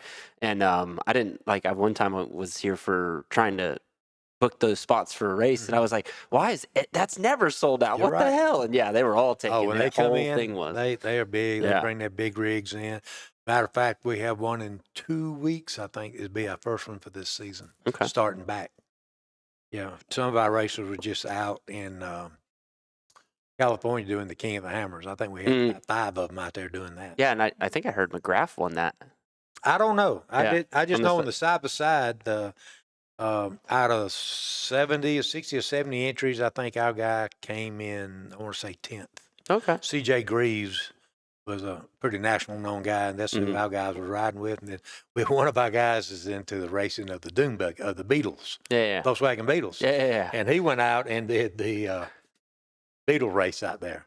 And in my opinion, that's a race to see who can get the furthest before they break down. Before they break down. I don't think it's to the finish line. I think they measure. You're going there with a miles. car, not expecting it to. But he brought them pull out through. here. He has 3 of them that he races, and he brought them out here. And there's some other guys. We had 5 one weekend. That one of our side-by-side races, we had the Volkswagen Beetles here racing as well. That's pretty crazy, those guys. So also, I was told to ask you about maybe a birthday party with some ladies in the lodge that you had one time. Oh, Do you want to go into that story, or maybe we don't talk about it? I just know some people came and some words were exchanged because you guys were going too hard or loud or something. Not sure exactly. I know when I turned 50, they blacked out the lodge and they had a surprise birthday party with the Big Don band playing. Some strippers came in. My fiance at the time, she brought the strippers in, and I noticed they put black paper over all the windows, and I couldn't figure out what's going on here because I wasn't aware of it. It was all surprise. And then I found out why they did it because they didn't want all the kids peeping in the windows. Yeah, which is fair. Yeah, we've had some wild parties in that lodge. Yeah, that's no doubt about it. We first started out in there, 2005, 6, 7, 8, and all that area. We would have girls, had a good stereo system and had a pool table in there, and we had a bar in there that we kept running till usually 2 or 3 o'clock every single night, but Monday nights. And but on the weekends, we would be in there, and the girls would be all up on counters dancing. And we've seen it all. We had a hot tub right here in this back room over here, and that became a popular party spot as well. Well, honey, I'm turning 40 this year, so if you want to, maybe take the page off of, Mike's fiance's book, maybe, you got any big events around November 4th? Maybe I get her to do it out here. My birthday's on the 15th of November, so usually we have a party live band around that time. There's 4 or 5 people here that have birthdays in November. So that's a big party month for us. Do a joint birthday thing. Actually, the week of Thanksgiving, the 10 days, which means the Friday before Thanksgiving through the Sunday after, is our busiest 10 days of the year. I was going to say, Billy told me that. One time he said, I was there on a Thanksgiving weekend. Every single spot was sold out far as every camping spot. And Like he said, it was the craziest like he'd ever seen. Oh, And yeah. He said himself was trying to calculate how much money was brought in that day, and I was like, so I don't know if that's something you'd even want to get into. Do you know those figures from that, like just that one day, or maybe no? No, you I don't don't wanna even go say into by that. the day. I don't measure nothing by the day. Yeah, except yeah. We could do a daily ride count, but sometimes the numbers scare people away from coming. That's Oh, why I yeah. don't like to broadcast them. But our numbers since COVID has actually reduced, and we did that on purpose because we were getting too many of the, I called it undesirables, and that was be the groups. We had gangs coming out here. Oh, We wow. had pimps coming out here. We had drug dealers coming out here, bringing their entourages. The place Mhm. smelled like marijuana, and it just got to the place we were family oriented. Yeah, So I didn't want to lose my families and end up just with those guys. yeah, Nothing wrong with those guys. They're fun. I mean, they brought a lot of money, but Yeah. it wasn't about the money. It was about the family experience we were losing. yep. So we shut down for 2 months and did a total reset. Went in, rebuilt all of our trail systems for the first time in 20 years, and did a total reset of the whole property, and then reopened and bringing a deputy sheriff out, and that that kind of puts everything in check before they get out. When they get out of the car and before they come in here, they know what to expect. Yeah. And I, like you mentioned a while ago, kicking a lot of people off. I've kicked a lot of people. That off. literally is my next thing telling you, is that I man, was going to ask is how many people you've had to boot. Oh like, God, hundreds, hundreds and hundreds. What's and probably the hundreds. most common thing?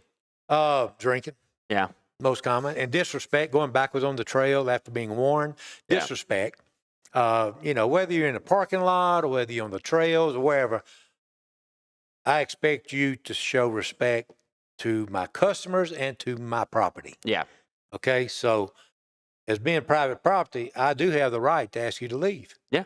Okay, it's private property. So if you're going to be disrespectful and you're bringing in 35, 40 in your group and you're all huddled up over there smoking your pot and drinking shotgun and beers before you go on the trail, absolutely not. Yeah. You're out of it. This is just not the place for that. There are places that's okay. Like the place I was talking And about. I'm yeah. not going to call names, but, when you promote that type of activity, you end up with only those type of people. Yeah. And then what you end up with is tons of problems. Yeah. Okay. So one of the places we were talking about, we ran a lot of people out of here and they went there. Well, after a year or so, the owner had hired some security officers, which were deputy sheriffs. And I get a phone call one day and these two deputies saying, hey, Mike, this is so-and-so up here in mountains of North Georgia. And we're doing security on this ride park up here, man. We just don't want to do it no more. We've been out here at 2 and 3 o'clock in the morning trying to get dead people or massively injured people out with helicopters Yeah. or whatever, and drinking and riding. And, we've had guns pulled on us. We've had knives pulled on us. We've had a tire shot. It's just not something we want to work Yeah. in this environment anymore because we don't have the support to curtail it. Yep. And want to know if I needed some, would I be interested in hiring them for security down here? And I laughed and I said, well, we really don't need security anymore because we sent all the people up there. I said, we don't have problems anymore. He said, yeah, I know, we got them. That's where they all came from. And I said, well, I'm sorry. We just put the rules down. And the biggest thing is we enforce rules. That's what Yeah. we make a rule to enforce it. Yeah. We don't make a rule for certain ones and not the others. I don't care who you are. I've had some of my very best friends that's been here for years. Mhm. When they start taking it for granted and thinking they can get away with stuff, I just tell them get off property and leave and don't come back. Yeah. And I've lost friends because of that. I mean, you got to do it. It is, to run a public place like this, Yeah. and if you promote your place as safe, you better prove it. Yeah. That's my number one thing is safety.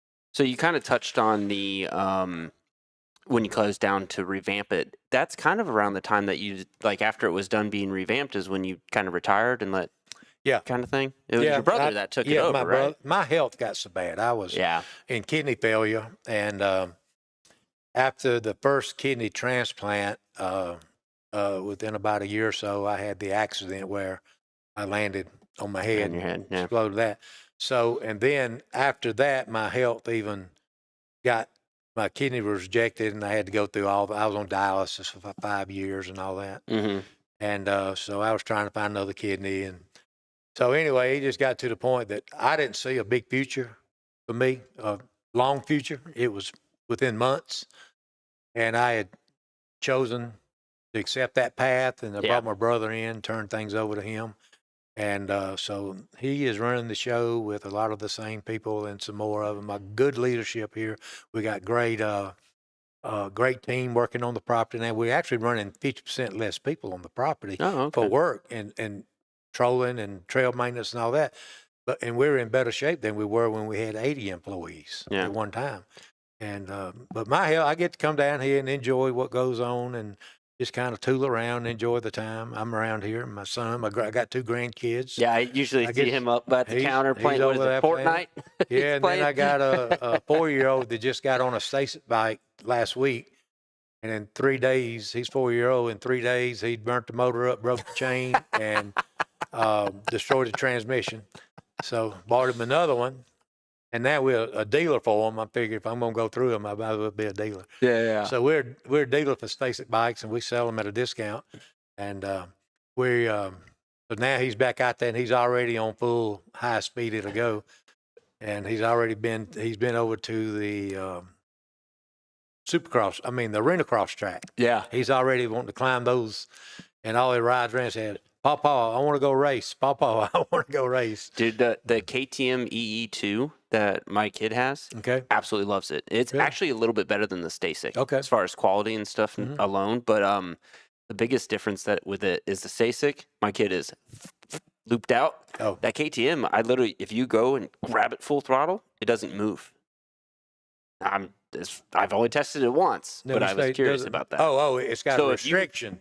So if you just go from 0 to 100 like that, it won't now go. if you start rolling and then whiskey, it's the same thing. That's the same thing. But yeah, like that's probably gonna be a good step for him. I'd recommend going with that one. No, and I gotta say, I always try to reach out to people. That's why I got stuff from Chris in April to try to get like some stories, some things I should bring up. Right, those 2 ladies at the front, they're a solid for you. Oh yeah. Because last night when I checked in to get my campsite stuff, I told them what I was doing. Was like trying to get some stories, and they were just like, "Mm-mm." I'm not giving anything to him. I was like, I won't say who gave it to me, I promise. And they still were like, nope. So you got some loyal employees there. Yeah, So. I've calmed down now. I don't get to go out and raise cane anymore. I've got most of the things done here. You honestly, a lot of the stuff that I had in here, you just talked on your own about. I didn't even bring it up. Oh, one thing we talked about the rentals. How many times? Rough guess of how many rentals have been totaled and they had to buy them. Because that's part of it, right? Oh, yes. We require a deposit, a damage deposit. So if you go out on a dirt bike, I want to think it's around $1,500 because it'd be hard, maybe $1,000. Yeah. That it's hard to do that much damage to a bike other than blowing a motor up. Yeah. And then like the ATVs, I think it's $2,000 or something like that, $2,500. Because you can do a little bit more damage, and if you wrap it into a tree, you're gonna do a lot more damage. Side-by-sides, what cured our problem with them, we were destroying side-by-sides. I had about 25 of them, 900 Ranger Polaris Razors. Yeah. And the sport version and the extra wide ones, Razor S. And our deposit was like $1,500 back in the day. And they would go out and they would wreck these things. Well, $1,500 is very little damage on one. I mean, they can get up there real quick. So we actually had to have 2 fleets, one fleet that we were working on and another fleet that we was renting. So, but now we've raised our rates up some and raised our deposits up. So a deposit on a Razor is $4,500. Yeah. Now when you go riding, you're thinking a little bit more cautiously about tearing this machine up because you got more money in it. Yep. In the game. And that cured a lot of our foolishness. But the worst people we have on the property is we do a lot of corporate retreats, and we love them. We encourage them. But the problem with it is what I call numb money. which means it's just a budget. Mm-hmm. And these people coming out here with no accountability because the company's paying for it. Oh, So yeah, they run yeah. out there and run crazy and they tear stuff up. I mean, they probably have totaled over the years at least 10 or 15 or 20 units. Yeah, at yeah. least razors. And they have to pay for it. Yep. Of course, to them, they just run it on company card. And they're the worst people. But the worst part of that for us, we don't like that, is it takes that unit out of service. Yeah. The next. Or in a lot of times I have to replace it. Yep. And that model is not replaceable any longer. Players Yeah. quit making it. So that's why when we raised our prices, it cut a lot of that down, except Yeah. for the corporate side of it. Oh, that's smart. So they do rollovers. I mean, it's like anything. You take it to the limit. Got to use common sense. A lot of people just don't understand. Like coming from, I even had a gnarly one in a side by side that was a demo from BRP that I got to ride, and it literally just caught traction when I didn't Yep. think it was. I thought it was going to keep going, and then sent into a tree. So, but a lot of people that don't even know like what to expect, what the feel or how That's right. or spatial awareness. That's right. The The number one damage, I'd say one of the more common damages or accidents we have Mhm. is people doing donuts. Oh, it's They so don't stupid in realize, the I mean, it's side-by-side. fun, but when you're sitting there going Yeah. around and around, you're digging dirt, and eventually you've got that tire rolled under, Mm-hmm. and eventually you're going to get dry dirt. Yep. And when you get the dry dirt, it catches. Yep. And then it starts flipping. Yep. And then when you flip one doing that, you typically do you tweak everything in the machine up pretty bad. Yeah, I literally tell anybody who I let take my side by side. I'm like, look, I don't care if you go send whatever jump out here on the GP tracks. You can go as fast as you want on the turbo track. I'm like, you will not do a donut. Trust me. Do Exactly not right. try doing that. It's the stupidest freaking It's thing. bad. And the other thing is with that GP track, people don't know how to jump them. Mm-hmm. And an example, a guy yesterday came to the pro shop looking for rear axles for Can-Am RR, the RR model. Oh yeah, those things are freaking bad. Yeah, They're so cool. He didn't know how to jump, because what happens when they go over the jump, Uh-huh. people tend to let off the gas. Yep. They get a little scared. When you let off the gas, your wheel spin slows down. Yep. Okay, and then you begin a nosedive. But your travel speed is what you went into it at. Yep. Engine braking stops the wheels. When you land, and that tilts you over, and then when you land, you're landing nosedive. Yep. And then the wheels are going to catch and try to catch up with travel speed. And travel speed and wheel speed are 50 miles an hour per hour different, and something's got to break. Yep. Either your axle brake or your belt brakes. Most times your axle first. Yeah. And, we try to keep every part we can in stock, but we'd already sold the one this week we had, so we'll have another one by Tuesday. But, we try to stock as many parts in that pro shop for as many brands that we possibly can of things that you can bolt on while you're here, which is belt, axles, spark plug with dirt bike is grips, handlebars, levers, tires, tubes. That's one of the big things is people come out here and they don't check the air pressure in their tires, and they spokes are punched. Oh, yeah. This hard clay is a little different. They come from Florida. They used to sand. Yeah. They don't get the damage as bad. But the funny thing about the Floridians is when you go in a turn in Florida, you give it gas. Yep. Coming out of the turn, because, you got to. You have to carry the momentum in the fan. Yeah. So they come here and they do the same thing. And typically within hour and a half of them riding, they're back in here looking for bandages and stuff put on their elbows, because they've already gone down on their knees and their elbows already. So Yeah. we call that the Floridian kiss. Is what it is, a red clay. That's funny. Yeah. No, I mean, from Florida, there's not much clay aspects that you have to deal with down there.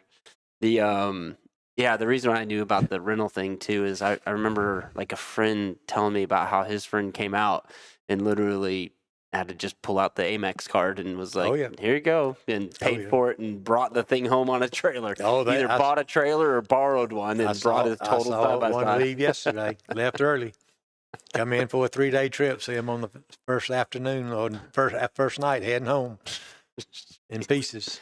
Yeah. We had to build a recovery vehicle to go behind our tractor very similar to what you see in a rollback Oh yeah. to go in under the wheel so we can pick one end of it up Yeah. and then bring it out with a tractor. So we've had to create a recovery vehicle just for that side by side. Hell, last time I was here, there was a side by side that burned to the ground out on the trails. I've seen Yeah. several of them. Several got ATV burnt side by side. That's probably been 4 or 5 side by sides burnt up. And I'm almost willing to bet that it's almost always because of the stupid lights that they put on them, or like they wired something in weird. I'll tell you No? what, it happens more than anything. Really? Okay. Fuel, all the jumping, Uh-huh. fuel line comes loose. Oh, And then it hits the manifold or spark, accident, they burn it. interesting. I see that more than anything. Hmm. Fuel Yeah, lines I wouldn't breaking expect that. loose. Yeah, I just figured it was like 'Cause them putting to a burn bunch these of wires things up, and you stuff got to in. have a constant flow of fuel to the Okay. fire. Because just something small is not going to ignite that machine. Well, that makes sense. It Yeah. takes a pretty good flow of fuel to make it happen. So, you had kind of mentioned a little bit about like the kids that come through and stuff, and I believe you knew Dalton Hill. Oh, yeah. Yeah. He raced out here. Yeah, that was something that, Man, that I was a can't remember very who told sad me. tragedy. We played a video from his funeral on the last show and met with him, and just yeah, super That's a- sad to hear It's about. a horrible thing to go through. But I wasn't sure how close you knew him or. I did not know him personally. Mhm. When I saw his picture, I recognized I seen him coming in, Yeah. around here and all.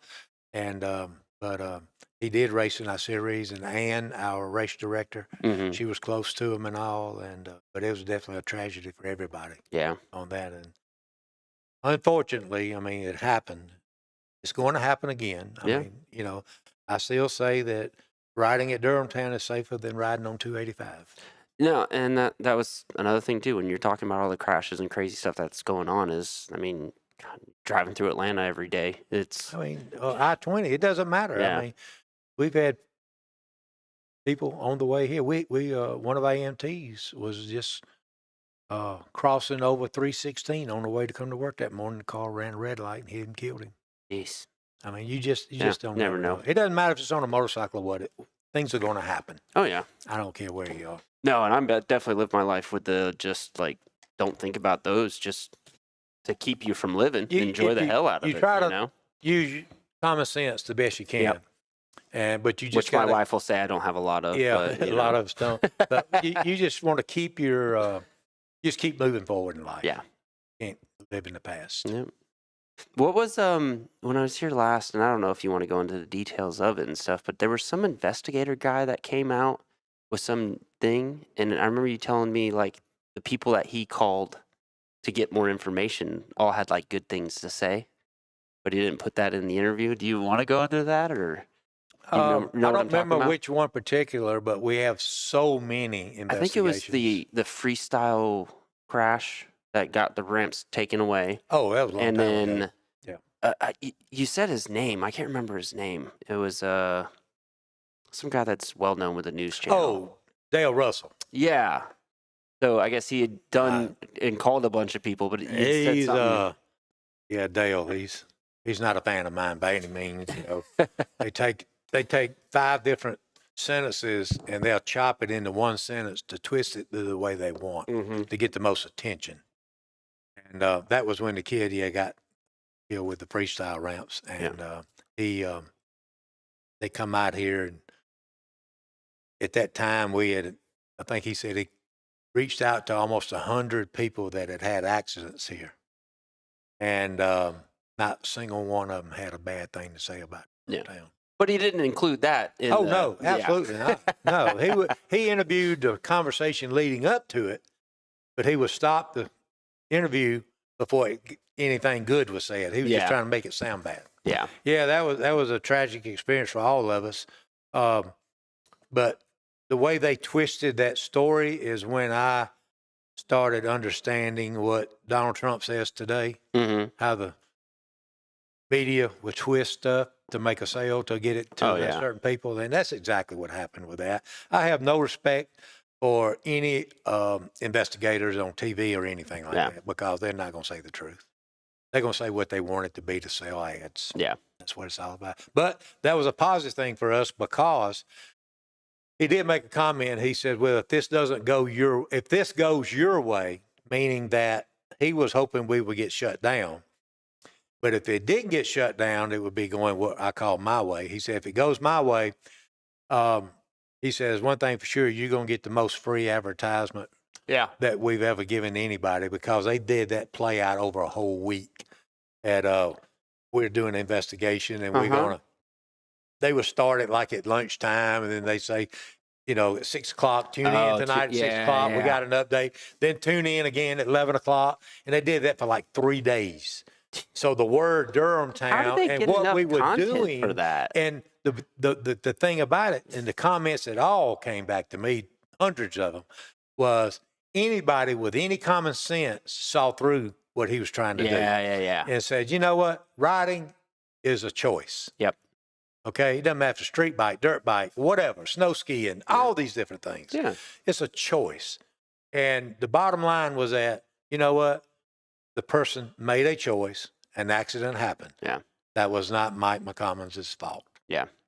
And I've been accused of being the cause of some accidents, which again goes back to lawyers and media. Yeah. So I've learned not to respect anybody in that form of No, and business. I even like close friends of mine that have had accidents and stuff, and will kind of start to like blame something else and I'm like, no, take a step back. What were you doing? Oh, that, and then that happened. Like, come on, you got to take. They don't want people just don't naturally. They don't won't. take responsibility for their own action, and they look for somebody to pay for their lack of common sense. Yeah, or following the rules or whatever you want to do. I mean, it's in everything, but it's in this business too, which is the bad part, which is why nobody wants to help be in this business. And it's just, you take a risk by being in this business, but I look at the good compared to the bad. Yeah. And it's such a huge. Yeah, I bet it far outweighs and, it. I just, when you look at these kids and they smile, they come up and pet my dog, and they come into pro shop and they're so proud, and I put a BP sticker on their helmet, tell them that's their Go Fast sticker, and they just come back and tell me how fast they are now and things like that. I mean, I really love the kids and the families. So I guess one of the strongest parts, people come up to me, parents, and they'll tell me they want to thank me for Durhamtown, that Durhamtown helped turn their problem child around. Okay. That the strength of riding a dirt bike or going to Durhamtown was enough strength to leverage them to do good, whether it's grades in class or whatever. And it does take families that have been separated. It helps bring them back together. Yeah. It's just something about riding and being in the woods and stuff that it does tend to bring people together. Sure. And it builds friendships in every aspect. I mean, all my strongest friends are people I met from here for riding. When I used to ride dirt bikes, I'd go to Colorado and Moab and places like that. And those are some of my fondest memories. Oh, yeah. And they're my fondest friends. Can we take a break for a second? Sure. This show is brought to you by MX201 Track Designs, founded by Matt Shue, a former pro supercross and motocross racer who made a name for himself in the 90s and early 2000s. And two, the local favorite from LJ, Georgia, is in third. He goes down in the corner. He's no longer in third place. MX201 Track Designs brings decades of hands-on expertise to the motocross world. Matt's racing career took him across the globe, competing at the highest level and learning firsthand what makes a track not only fun, but challenging and safe. Since stepping away from racing, Matt has used his extensive knowledge to help design, build, and manage a variety of tracks in the Southeast. Locations like AmpMX, Highland Park Resort, Synergy Cycle Park. Trust MX201 as he's earned a reputation for creating top-notch riding experiences. Whether you're dreaming of a custom public track, private motocross facility, or even a backyard woods loop for the kiddos, MX201 Track Designs offers solutions that are as unique as your vision, and he'll offer custom solutions that are tailored to your budget. Visit mx201trackdesign.com or call 678-628-4892 to get started on designing your perfect track today. And when you do, be sure to mention Campfire Moto Stories to Matt. And we're back. Mike had to handle some business. Man's always working, Yeah. even though he's retired, right? Yeah. Yeah. So again, thanks to our sponsors there for the little plugs I just threw in: Hard Knocks Racing and MX201 Tracks Designs, not builders, and Innovative Mechanical LLC. Do you know Matt at all? Your shoe? Matt Shue, Mhm. I know him. Yeah, that's who's MX201 Track Designs. So, Oh, okay. doing other stuff as plug since the sign one didn't work, I got If you need some track redones or want some new track built, maybe, Well, you guys have a guy for that, right? Yeah, we do, and it's to the point that it seems like everybody that comes here wants to try to hire him Yeah. to go out and build their tracks, maintain their tracks. Oh, yeah. But he's loyal to me, so I appreciate that. Oh, that's nice. He's been doing it he's been working for me since 95. All right, so was he In the my landscape guy? business. We were here for one of the Western Power Sports dealer things, and you went up and were like, "Hey guys, I just found out that the guy that takes care of the tracks hit a deer on the way into work this morning, and none of the tracks got groomed, so you shut down the track." Like, was that No, him? that's a different guy. There's been a lot of guys that came here saying they know how to do it, and they really don't. Oh. I mean, can they run a Bobcat? Yeah. Do they know what the final product should be? Mm-hmm. No. And that's one thing that Lindo learned from the very beginning. It's funny how he started. He came here and didn't speak any English, and was basically a guy just running a rake, spreading mulch on my landscape crew. And so over the years in landscaping, he learned to operate my skid steers. And everything we did at the lake was all drainage oriented for the homes and yards and all. So we come out here and we started building, and how we built the very first track was up there near MX1. It was the MX1. That was the only track at the time, but I had never seen a track in my life. That wasn't him. And a guy brought some magazines down here. So at first we just had all trails. So we were going to build a track. Everybody kept saying, build a track, build a track. Well, I didn't know nothing about a track. So he brings a magazine in, and Lindo comes in here and he looks at it and he flips the pages. He looks at 2 or 3 pages. He leaves and goes up there and works for about 4 hours. He comes back. He says, come look, come look, come look. And then you go out there and he said, you like? I couldn't tell him what was good or bad. I didn't know. So I did have a guy that brought the magazine. He'd go out there and write it, and he would point, broken English, which way, we need to adjust it and all that. And of course, he's definitely got it so dialed in. He can go out right now and just take anything in the woods, and when you leave, when he gets through, it'll be a perfect track every time. That's pretty cool. And if it's something that needs adjustment, he'll go back, he'll listen to people, and he'll go back and do adjustments. And sometimes he'll just take it upon himself. I'll have people come in and say, oh, when did you change these jumps on such and such track? And I said, I'm not sure we did. Oh, yeah, man, they're different. And kind of find out, Lindo just one day just go out there and Fix it up. Yeah, and one other thing I was going to hit on kind of before we wrap it up is you were talking about the kids and how it saves some of them. I mean, just think about how many, proud first kids had for things, like either a jump or just, riding a clutch for the first time or any of that stuff. So that's really, really cool of you doing this, because I feel like a lot of people they wouldn't take the risk that you guys did. So. No, that's the problem with the tracks, lawsuits and lawyers. They just see it as opportunity. Yep. It doesn't. I've learned something about the lawyers in the jury system. It doesn't matter what's right or wrong. Lawyers, it's a charade show.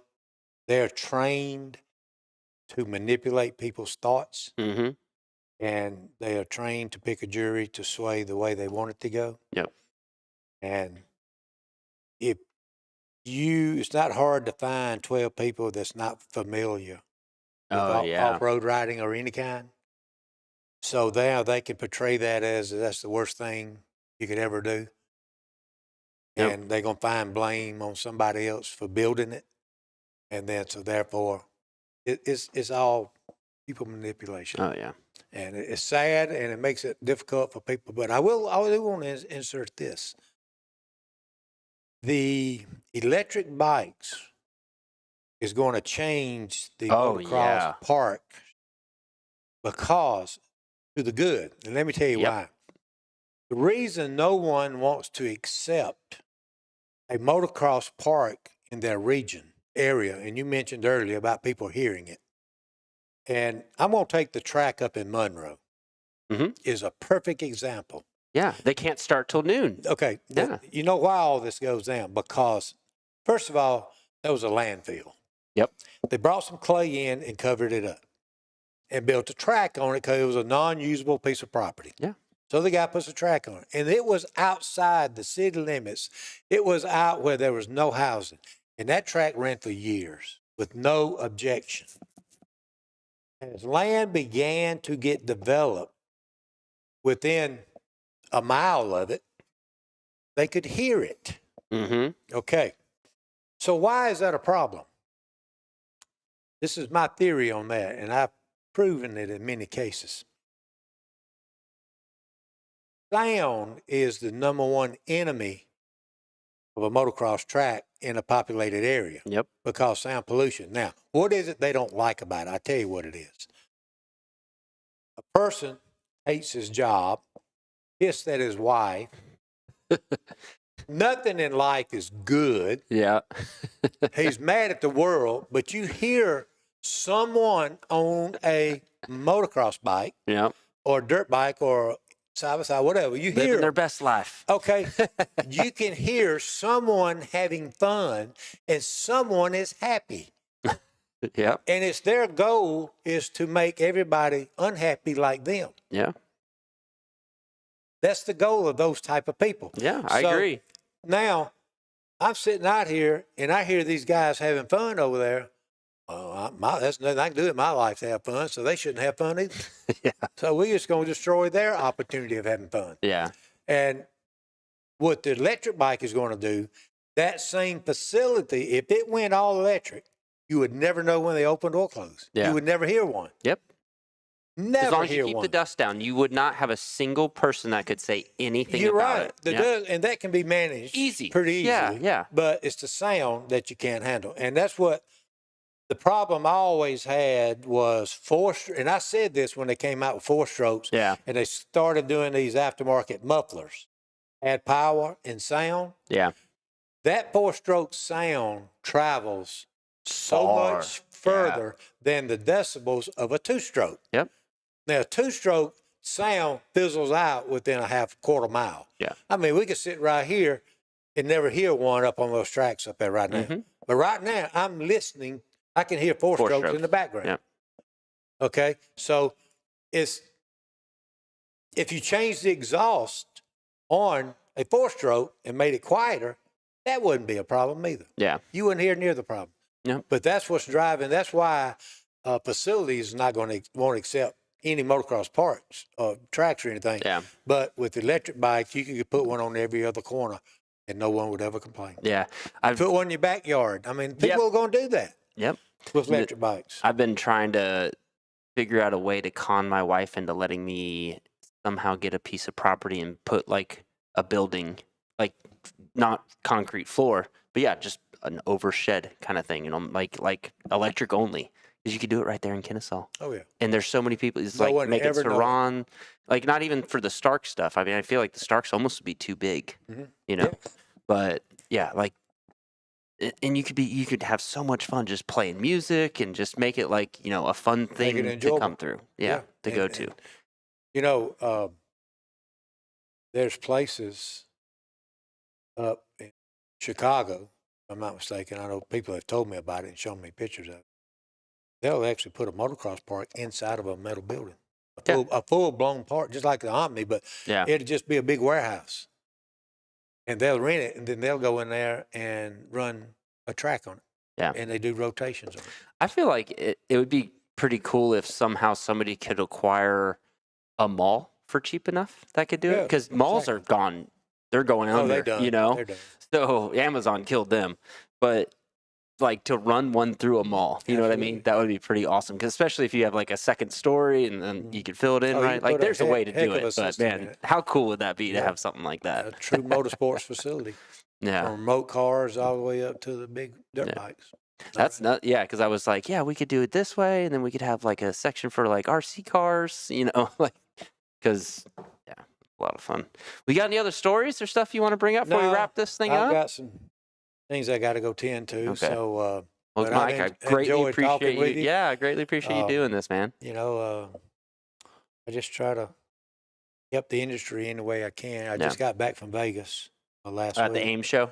At the AIM Yeah. show, and had a lot of conversations out there about the industry, because I'm one person that a lot of them come to find out what's happening where the boots are on the ground. Mm-hmm. And so much of this industry is driven from California. Yep. And sometimes that's not an accurate picture of what happens elsewhere. So I learned that that this was back years ago. There were more motorcycles sold in the state of California than all other states combined. Really? That's why everything derives out of California. Mm-hmm. I didn't know that. And all your gear companies, because I kept asking them, why is everything from the West Coast? Yeah. Because the volume that's being sold.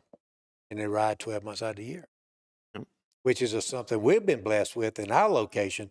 We drive 12 months out of the year. Yeah. Except for Christmas. Except for Closed for Christmas Day. Christmas. Yep. We're open for people that's on the property, but yeah, we don't run them at large and all. But the unique thing about this location, during the summer months, the Floridians come north, and we're 10 degrees cooler and less humidity. So they think this is heaven Yes. for them to ride. Now, you and I are here huffing and puffing and complaining. But in the winter months, just like right now, the northerners, they come are down all because coming they're like, oh, south. it's so much nicer than where we're And they're dealing out here with. at 28 degrees thinking, man, this feels great today. I'm going to ride him. Yeah. So, and then we got the choice of spring and fall as our prime time. And so, but we stay busy 12 months out of the year. Any holiday, the good thing that's happened with us is the schools have so many holidays now. They have winter break, fall break, spring break. Pretty annoying since my kid's in school. Yes, and now like today, this weekend, here it is President's Day, and they get a Friday off. Some people off the whole week coming up. Like it is, yeah. For winter break. So anytime the kids are out of school, our business is good. Yeah. Because they come here to ride. Mike, thank you for doing this. We'll probably end up playing one of my kids' stories that he's going to tell and then wrap up the show. But yeah, man, thanks for taking the time. All right, thank you. All right. Bye-bye. See you. You wanna talk about a leap of faith?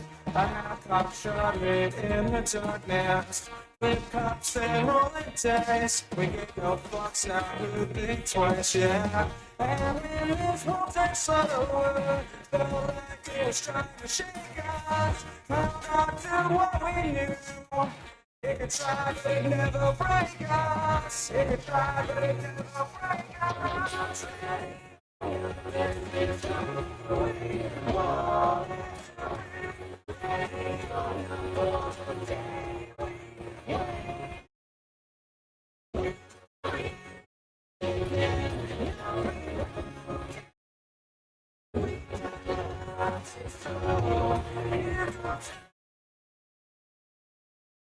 They talk about what's going on, like we can't function on this level. You laugh at who we are. You're the joke that's taken too far. It's gonna question over. We won't ever take a step. We just keep getting closer. 8 years ahead.